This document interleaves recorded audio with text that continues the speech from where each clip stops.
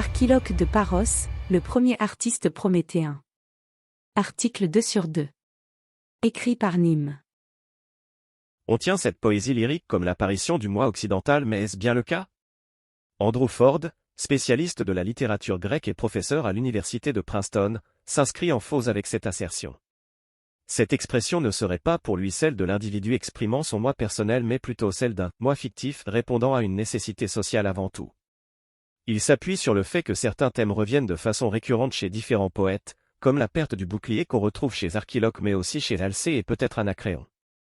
Aussi, il met en avant que la poésie, même la poésie lyrique, est une poésie publique en Grèce jusqu'à l'époque hellénistique et par conséquence ce moi exprimé ne peut être qu'un moi public déclamant une poésie pendant les symposiums. De plus, Aristote nous apprendra que les textes d'Archiloque étaient souvent récités par une persona. Andrew Ford va alors jusqu'à remettre en cause son existence réelle, ou, à tout le moins, la possibilité de trouver dans ses textes des éléments personnels nous informant sur sa vie. Il pourrait être un aristocrate ne faisant pas offense à son rang en déclamant des textes ne représentant pas son attitude et ses pensées personnelles. Dans son analyse du fragment 222, Shane Hawkin, professeur associé du College of Humanities de l'Université de Carleton d'Ottawa, va plus loin lorsqu'il imagine un Archiloque influencé par Hésiode et dont il serait facile de situer sa poésie dans le contexte plus grand, voire cosmique, des accords brisés et des différences fondamentales entre les sexes lorsqu'il aborde le sujet de la dissolution amère d'un accord de mariage, avec la fameuse Néoboulée. Mieux encore. Comme je l'ai évoqué en début d'article, notre perception d'Archiloque fut chamboulée en 2005 lorsque Dirk Hobbink a publié en 2005 le fragment P-Oxy, connu à présent comme 17 à Swift. C'est sûrement le fragment le plus long dont on dispose d'Archiloque. Et quel fragment! Non seulement il apporte la preuve qu'Archiloque était de la trempe d'Homère mais il vient narrer un élément de la guerre de Troie absent de l'Iliade, connu sous le nom de l'incident de Téléphe, qui vient justifier la fuite stratégique en mettant en scène les Achéens se prenant une rouste par le fils d'Héraclès lorsqu'ils débarquèrent par erreur sur son île en chemin pour le saccage de Troie. Cet épisode faisait vraisemblablement partie de l'épopée des chants cypriens que l'on a pour coutume d'attribuer à Stasino de Chypre et dont il nous reste qu'une cinquantaine de lignes. Elle faisait partie du cycle troyen et couvrait le cycle précédent chronologiquement l'Iliade. S'il n'y a pas lieu de parler de faiblesse et de lâcheté, sous la contrainte d'un dieu, alors nous avons bien fait de nous hâter de fuir nos funestes douleurs, il existe un temps approprié pour la fuite. Une fois déjà, Téléphe, descendant d'Archasos, mit en fuite la grande armée des Argiens, et ils s'enfuirent, tant le sort des dieux les mit en déroute, malgré la puissance de leurs lances. Le fleuve Caïcos et la plaine de Mysia furent remplis des cadavres qui tombaient, tandis que les Achéens bien nourris, tués par l'homme implacable, s'enfuirent à toute vitesse vers le rivage de la mer. C'est avec joie qu'ils embarquèrent sur leurs navires rapides, les fils des immortels et les frères qu'Agamemnon conduisait sur la Saint-Ilios pour y faire la guerre. Mais en cette occasion, parce qu'ils avaient perdu leur chemin, ils étaient arrivés sur ce rivage. Ils avaient abordé la belle cité de Teuthras, et là, faisant ruer leurs chevaux avec fureur, dans leur illusion, ils arrivèrent en détresse d'esprit.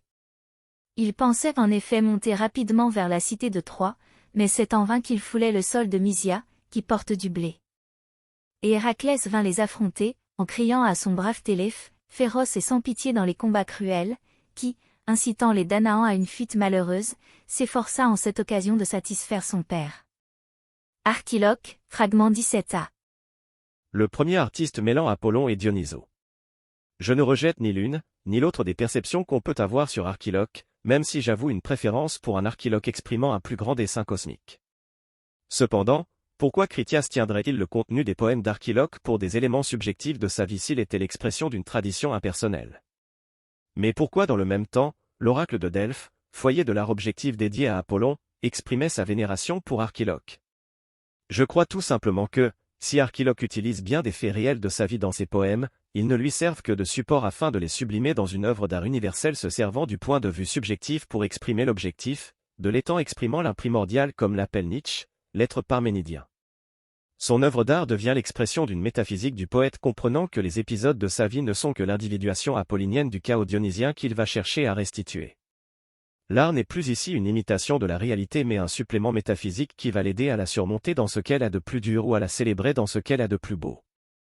Si nous ajoutons maintenant à ces données le phénomène le plus important de tout l'art lyrique antique, phénomène qui paraissait alors naturel à tous, l'association et même l'identité du poète lyrique et du musicien, en comparaison de laquelle notre lyrisme moderne semble une statue de Dieu sans tête, nous pouvons, d'après les principes précédemment exposés de notre métaphysique esthétique, nous expliquer le poète lyrique de la manière suivante. Il s'identifie d'abord d'une façon absolue avec l'imprimordial, avec sa souffrance et ses contradictions, et reproduit l'image fidèle de cette unité primordiale en tant que musique, si toutefois celle-ci a pu être qualifiée avec raison de répétition, de second moulage du monde, mais alors, sous l'influence apollinienne du rêve, cette musique se manifeste à lui d'une manière sensible, visible comme dans une vision symbolique.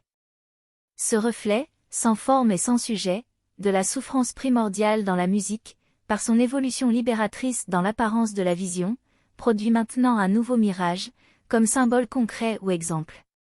Déjà l'artiste a abdiqué sa subjectivité sous l'influence dionysiaque, l'image qui lui montre à présent l'identification absolue de lui-même avec l'âme du monde est une scène de rêve qui symbolise perceptiblement ses conflits et cette souffrance originelle, en même temps que la joie primordiale de l'apparence.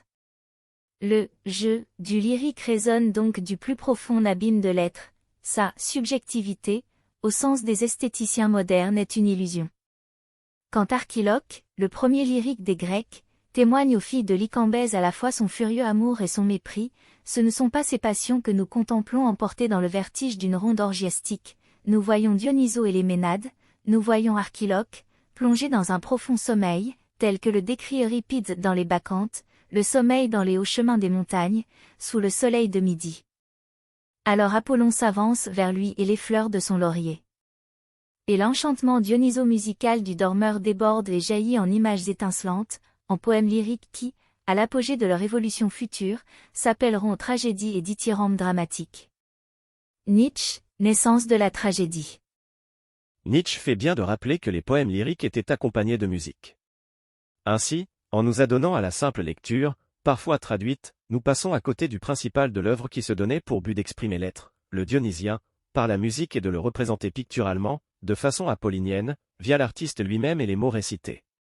Nietzsche manque toutefois de noter que dans la Grèce antique, comme Luc Ferry le note dans une conférence, il existe deux types de muses, celle de Béotie et celle de Thrace. La Béotie fait partie de la Grèce occidentale alors que Thrace fait partie de la Grèce orientale d'où vient Dionyso et où on le célébrait plus qu'ailleurs. Les instruments de musique diffèrent également.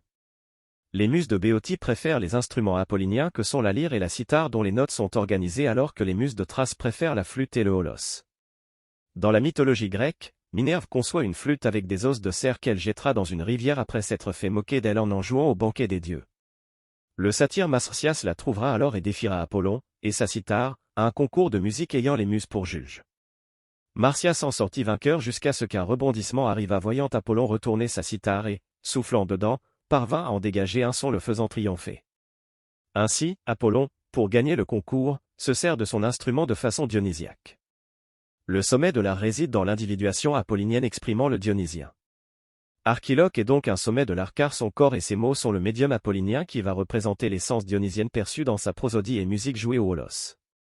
Aussi, contrairement à Nietzsche qui voit Archiloque comme une étape nécessaire conduisant à la tragédie d'Échille, qui est le vrai sommet de l'art avant qu'il se désagrège peu à peu dans l'esprit socratique que représente Euripide, symbolisé par la disparition du cœur, je crois qu'Archiloque est en fait le sommet. Il est l'expression la plus pure de l'artiste communiant avec l'être, quand la tragédie commence déjà à verser de nouveau dans un excédent de représentation idéalisée. Ce que Nietzsche avait bien vu comme étant le but suprême de l'art est pour moi atteint des Archiloques.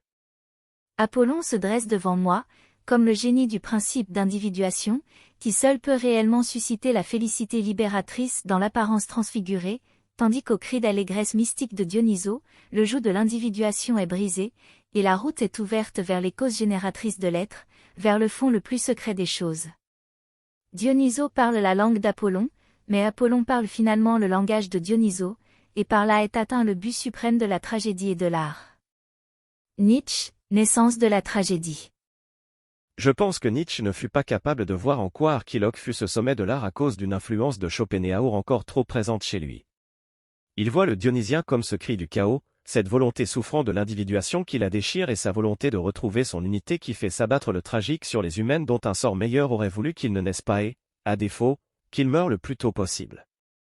D'après l'antique légende, le roi Midas poursuivit longtemps dans la forêt le vieux Silène, compagnon de Dionyso, sans pouvoir l'atteindre.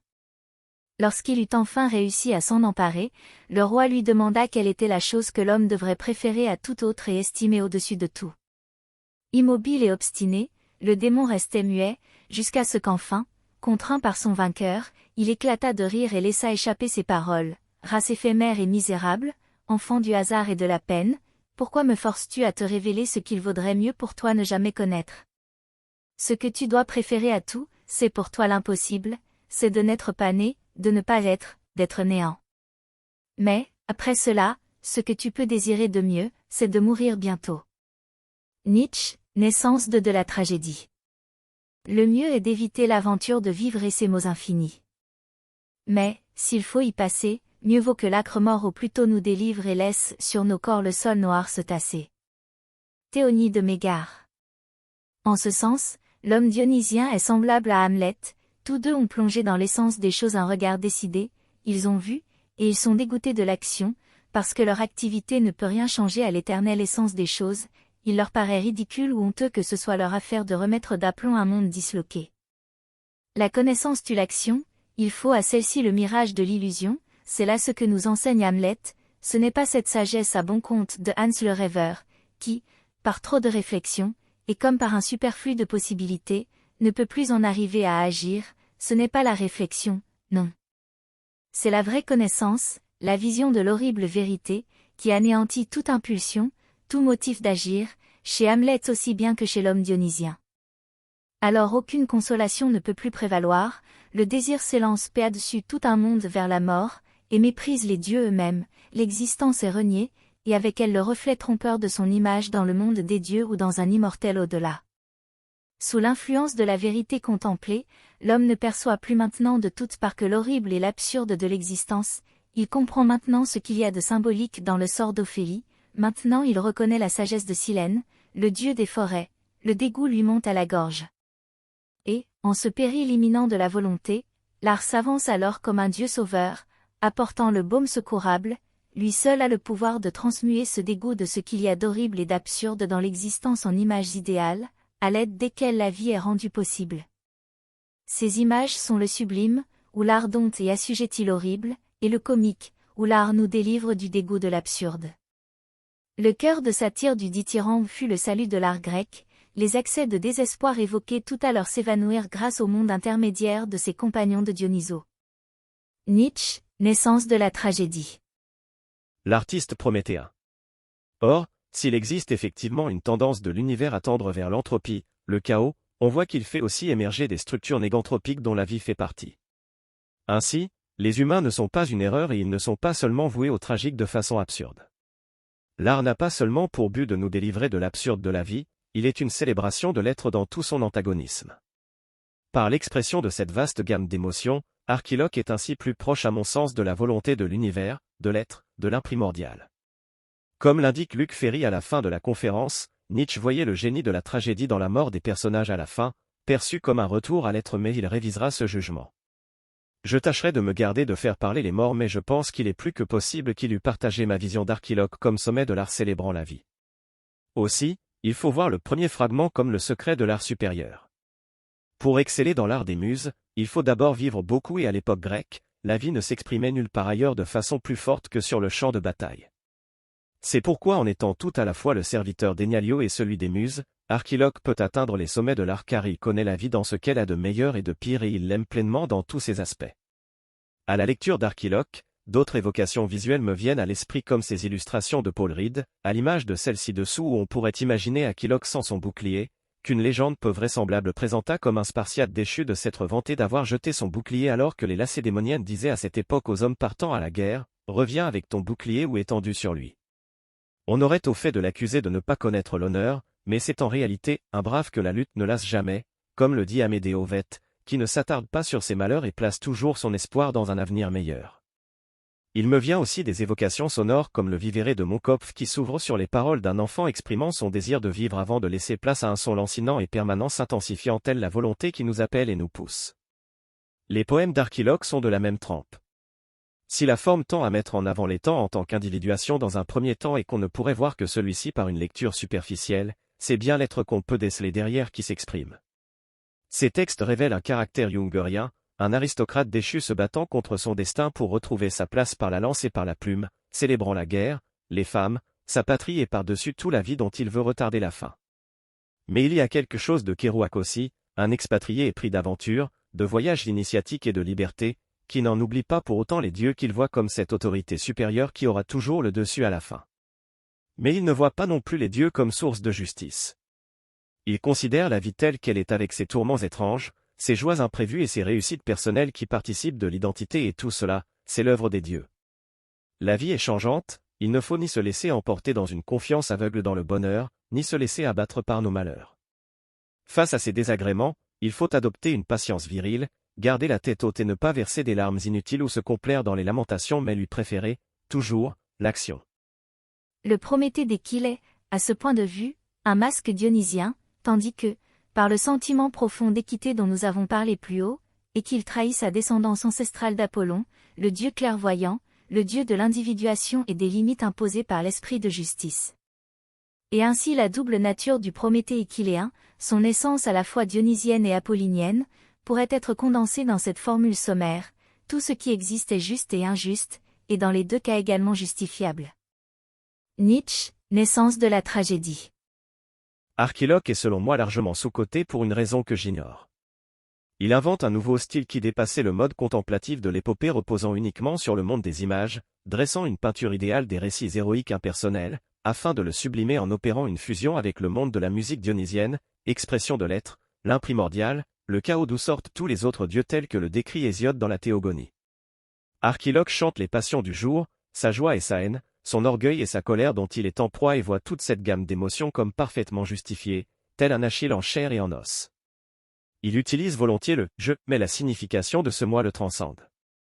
Il dépasse l'aspect contemplatif du poème épique pour l'incarner, faisant ainsi passer l'art dans le domaine de l'action, l'artiste devenant sujet, le médium par lequel le moi de l'être va s'exprimer et communier avec cet étant particulier. Archiloque opère pour la première fois cette fusion parfaite entre le dionysien et l'apollinien, en cela, il est le premier artiste prométhéen. Cet audio vous a plu ?